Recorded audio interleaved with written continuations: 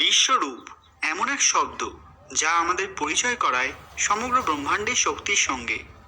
হিন্দু পৌরাণিক তত্ত্বে আমরা বেশ কয়েকবার এর উল্লেখ পেয়েছি।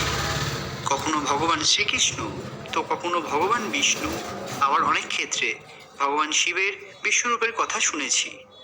যে মহাজাগতিক রূপের মধ্যে সংসারের সমস্ত শক্তি নিহিত রয়েছে, অর্থাৎ ত্রিকাল কিংবা ত্রিভুবন সবকিছুই যার দ্বারা পরিচালিত, এমনই সর্বশক্তির ভাণ্ডার বিশ্বরূপ। কিন্তু অনেকে জানতে চান যে কার বিশ্বরূপ বেশি শক্তিশালী। সকলকে আমাদের চ্যানেল পুরাণ কথায় স্বাগত। আজকে আমাদের আলোচ্য বিষয়, কোন আরাধ্যর বিশ্বরূপ সর্বাধিক শক্তিমান। এ বিষয়ে বিস্তারিত জানতে ভিডিওটি অবশ্যই শেষ পর্যন্ত দেখবেন।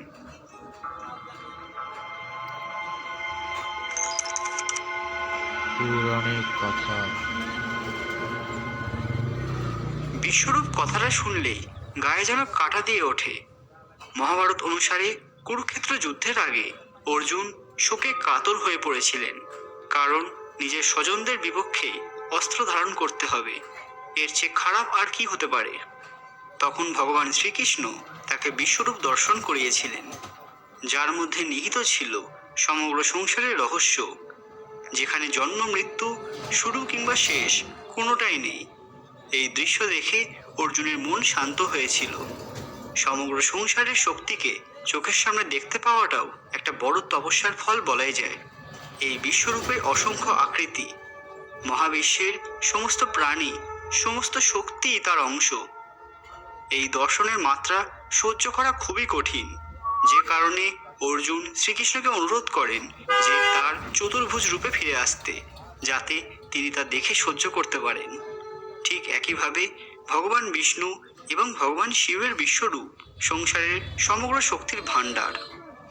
ভগবান বিষ্ণুর বিশ্বরূপে রয়েছে ব্রহ্মা, বিষ্ণু এবং শিবের শক্তি, রয়েছে অগ্নিদেব, বরুণ, ইন্দ্র, সূর্য, সবার তেজ।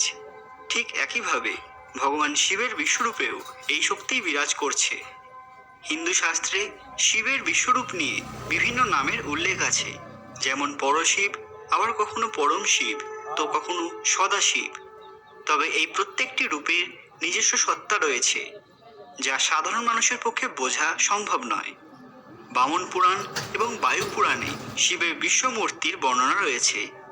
শিবের উৎপত্তি অব্যক্ত, তার দেহের অন্তর্গত কাল, অগ্নি তার মুখ, চন্দ্র এবং সূর্য তার নেত্রদ্বয়, দিকসমূহ তার কর্ণ, বায়ু তার ঘ্রাণ, বেদ তার বাক্য, আর অন্তরিক্ষ তার শরীর। এই পৌরাণিক ব্যাখ্যা থেকে বোঝা যাচ্ছে যে এই বিশ্বব্রহ্মাণ্ডের সবকিছুই তারই অংশ। মহাদেবের আরও একটি বিশেষ রূপের উল্লেখ পাওয়া যায়, পঞ্চানন শিব, যেখানে মহাদেবের 5 প্রধান সত্তার চিত্র দেখতে পাওয়া যায়, যা হলো সদ্যজাত, বামদেব, অঘোর, তৎপুরুষ। একটি বিশেষ রূপের উল্লেখ পাওয়া যায়, পঞ্চানন শিব, যেখানে মহাদেবের 5 প্রধান সত্তার চিত্র দেখতে পাওয়া যায়, যা হলো সদ্যজাত, বামদেব, অঘোর, তৎপুরুষ এবং ঈশান। এগুলি বিশ্বব্রহ্মাণ্ডের সমস্ত শক্তির প্রতীক এবং নিয়ন্ত্রক।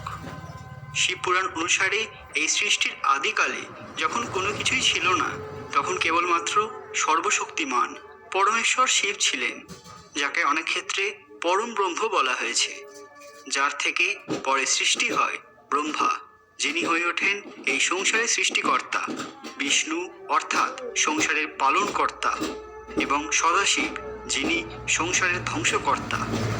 ঠিক একইভাবে বিষ্ণু পুরাণে ভগবান বিষ্ণুর পরম ব্রহ্ম সত্তার উল্লেখ পাওয়া যায়। তার থেকে সবকিছুর সৃষ্টি এবং তার মধ্যেই অন্তর্হিত। তাহলে বিষ্ণুর বিশ্বরূপ এবং শিবের বিশ্বরূপের মধ্যে কার শক্তি বেশি? উত্তরটা বলা বেশ কঠিন, কিন্তু অসম্ভব নয়। আপনি হয়তো লক্ষ্য করেছেন যে বিষ্ণুর বিশ্বরূপে অনেক সময় ভগবান শিবকে দেখতে পাওয়া যায়, আবার কোনো কোনো ক্ষেত্রে শিবের মহারূপে বিষ্ণুর চিত্র ভেসে ওঠে। হ্যাঁ, এটাই ইঙ্গিত করে যে শিব এবং বিষ্ণু পরস্পরের শক্তি, অর্থাৎ তাদের কোনো ভেদাভেদ নেই। ফলে দুজনের বিশ্বরূপকে সমান শক্তিশালী বলা হয়তো ভুল হবে না, কারণ এখানে নির্দিষ্ট কোনো আরাধ্যকে নিয়ে কথা হচ্ছে না। প্রশ্ন হলো তাদের মহাজাগতিক রূপকে নিয়ে, যেখানে দুজনেই বিরাট